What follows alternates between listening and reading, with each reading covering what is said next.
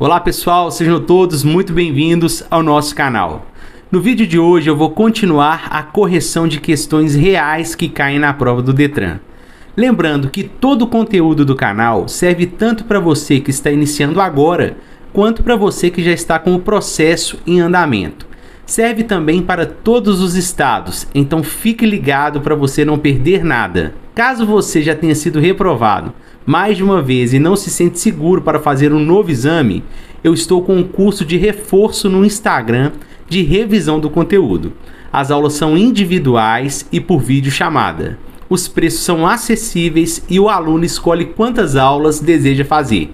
Muitos alunos que participaram das revisões já foram aprovados e em breve será você. E se você quer ser notificado dos próximos vídeos do canal, clique aqui embaixo em se inscrever e ative o sininho de notificações. E também não se esqueça de deixar o seu like. Lembrando que a meta do canal esse ano é atingir os 100 mil inscritos. Eu sei que não será tarefa fácil, mas eu conto com você para alcançar essa conquista para o canal. Então se inscreva no canal e compartilhe com seus amigos que estão no processo de habilitação. Vamos então à primeira questão. O julgamento dos recursos interpostos pelos infratores compete.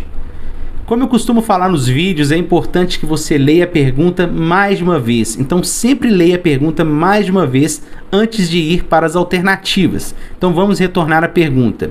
O julgamento dos recursos interpostos pelos infratores compete. O assunto da pergunta é julgamento de recursos. Alternativa A. Ao CONTRAN, Conselho Nacional de Trânsito, ao CETRAN, Conselho Estadual de Trânsito. Alternativa C, ao CONTRANDIF, Conselho de Trânsito do Distrito Federal.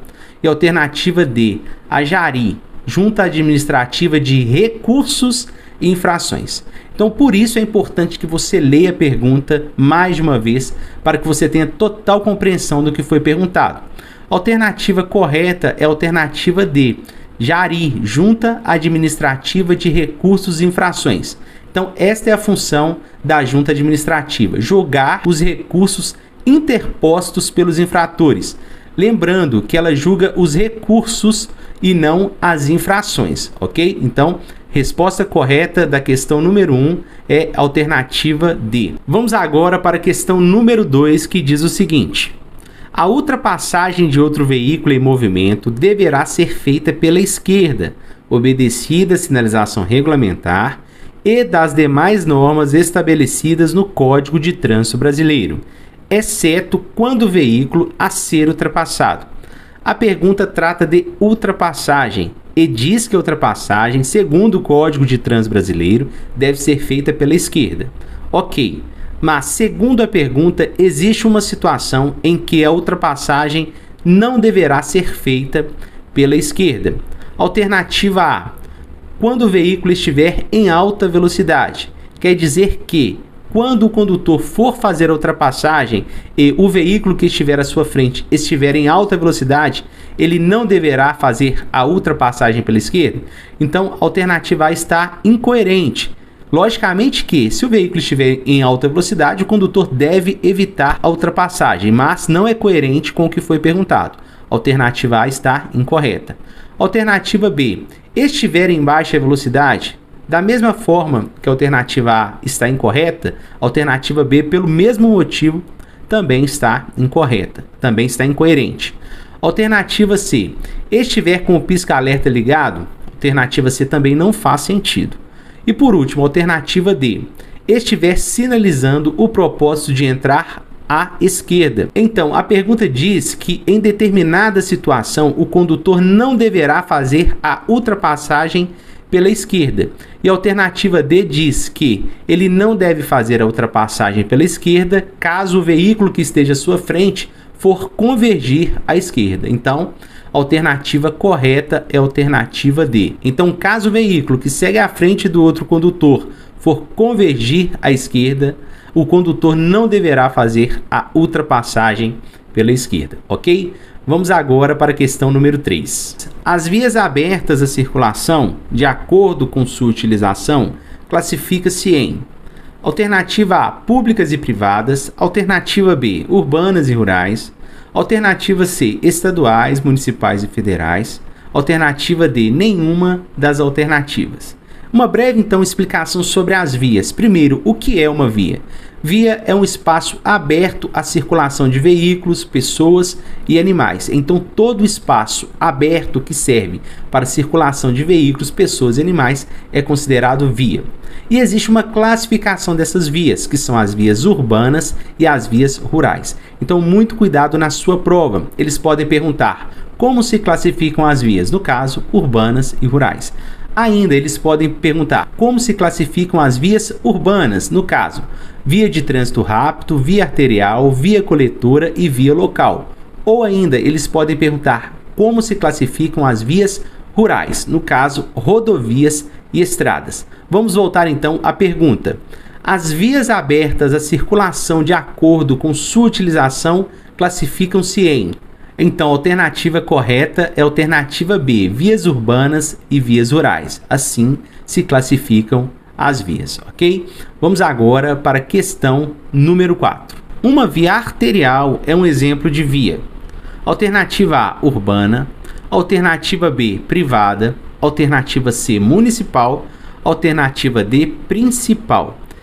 Como nós vimos na pergunta anterior, a resposta correta é a alternativa A. A via arterial é uma via urbana, caracterizada por sinalização semafórica, travessia de pedestre, cruzamento, acessibilidade às laterais, além de ser uma via urbana. Alternativa correta, alternativa A.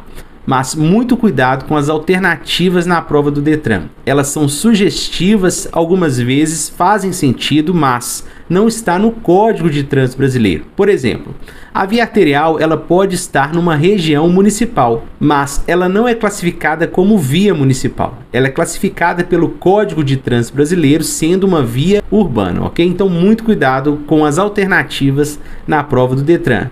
Questão número 4, alternativa correta, alternativa A. Via arterial é uma via urbana. Vamos agora para a questão número 5. Uma rodovia é exemplo de via. Veja bem, essa pergunta está na mesma linha da pergunta número 3, número 4. Uma rodovia é exemplo de via. Alternativa A, federal. Existem rodovias federais? Ok, existe, mas ela é classificada como uma via federal? Continuando, alternativa B, estadual. Existe rodovia estadual? Existe, mas ela é classificada como sendo uma via estadual? Alternativa C, pública. A rodovia é uma via pública? Sim, mas ela é classificada como uma via pública? E alternativa D, rural, que é a alternativa correta. A rodovia se classifica sendo uma via rural. Você encontra rodovias estaduais, você encontra rodovias federais. Ela é uma via pública, mas segundo o Código de Trânsito Brasileiro, ela se classifica sendo uma via rural. Então, a alternativa correta para a questão número 5 é a alternativa D. Uma rodovia é exemplo de via rural. Vamos agora para a questão número 6. Na ausência de sinalização regulamentadora, a velocidade máxima nas estradas será D. Essa pergunta trata de velocidades, então é importante que você saiba a velocidade de cada via. A via de trânsito rápido ela tem velocidade máxima de 80 km por hora e é uma via urbana. A via arterial ela tem velocidade máxima de 60 km por hora e também é uma via urbana. A via coletora tem velocidade máxima de 40 km por hora, também é uma via urbana. E a via local, velocidade máxima de 30 km por hora e também é uma via urbana. Nas rodovias existem variações de velocidade. Se for uma rodovia de pista simples, a velocidade máxima é 100 km por hora. Se for uma rodovia de pista dupla, a velocidade máxima é 110 km por hora. Lembrando que independente da rodovia, ônibus e caminhões, eles têm velocidade máxima de 90 km por hora. A pergunta trata de velocidade de uma via rural, no caso, a estrada. Velocidade máxima para estradas é de 60 km por hora para todos os veículos. Então vamos retornar à pergunta. Na ausência da sinalização regulamentadora, a velocidade máxima nas estradas será de... Alternativa correta, alternativa A, 60 km por hora. Alternativa B, 80 km por hora é para via de trânsito rápido. Alternativa C, 100 km por hora para uma rodovia de pista simples e 110 km por hora para uma rodovia de pista dupla. Questão número 6, alternativa correta, alternativa A. Vamos agora para a questão número 7, que diz: o veículo será identificado internamente por caracteres gravados.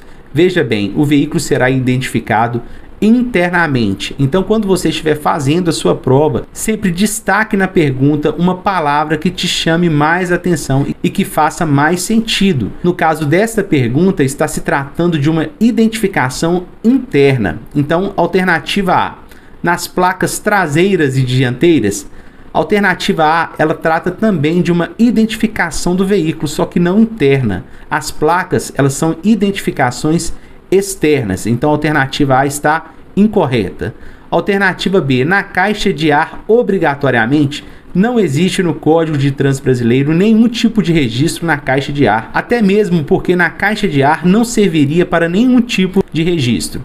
Então, a alternativa B também está incorreta.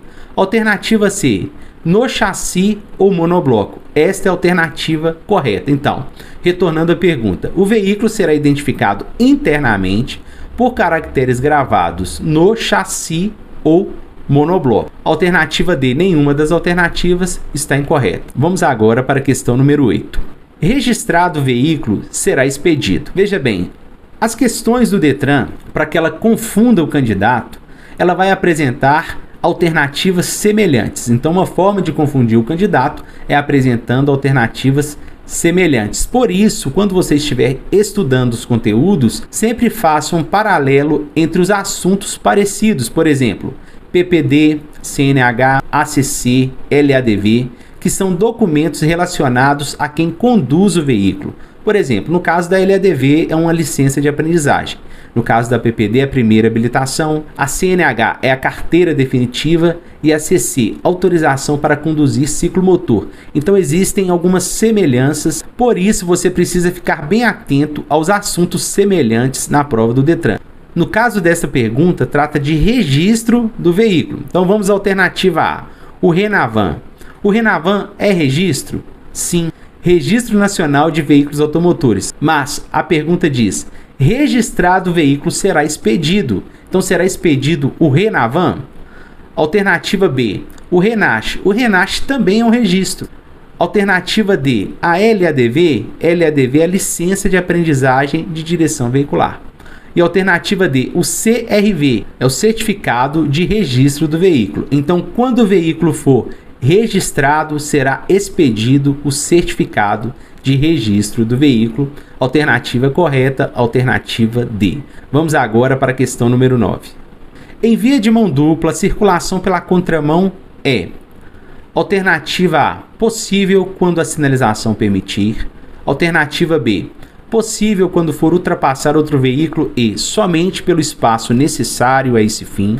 Alternativa C, possível quando houver pouca movimentação de veículos na via em sentido contrário.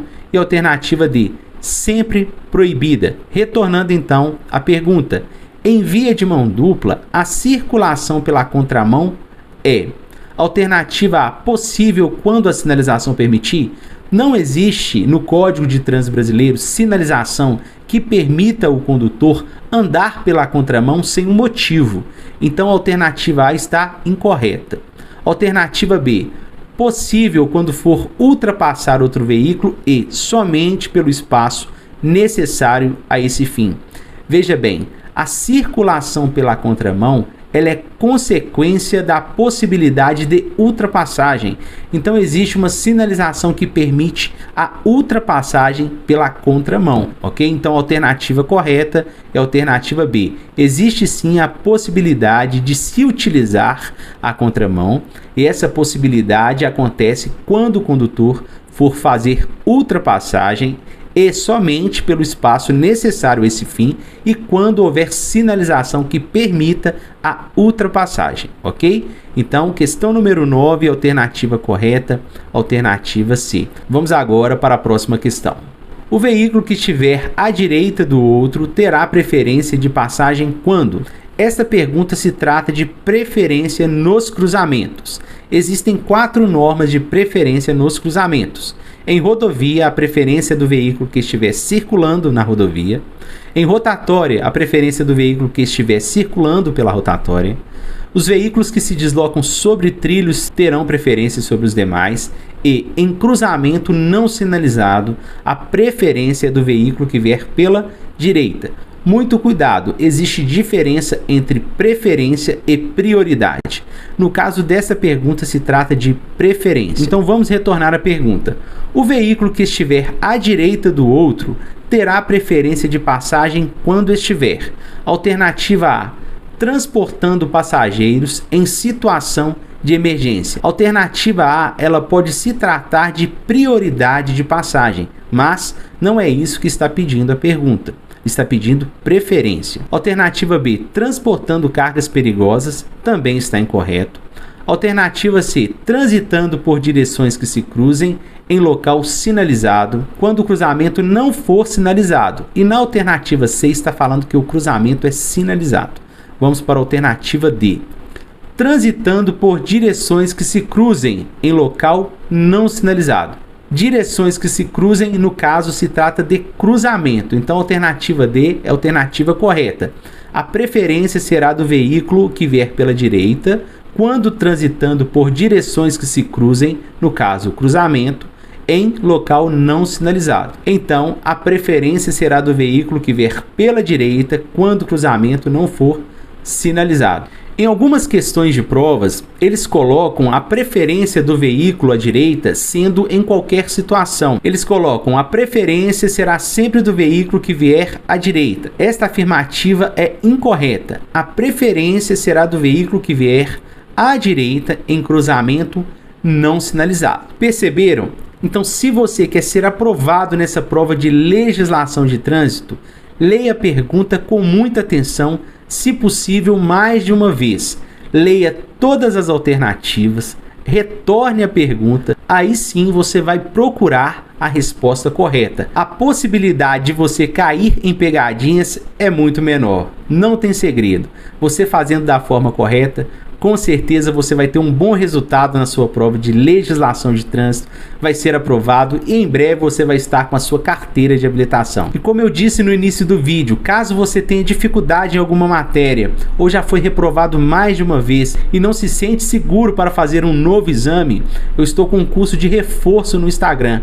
Muitos alunos que participaram desse curso já foram aprovados. O preço é acessível e com certeza você vai gostar do conteúdo das aulas e serão bastante úteis para a sua aprovação. Obrigado mais uma vez por ficar até o final do vídeo.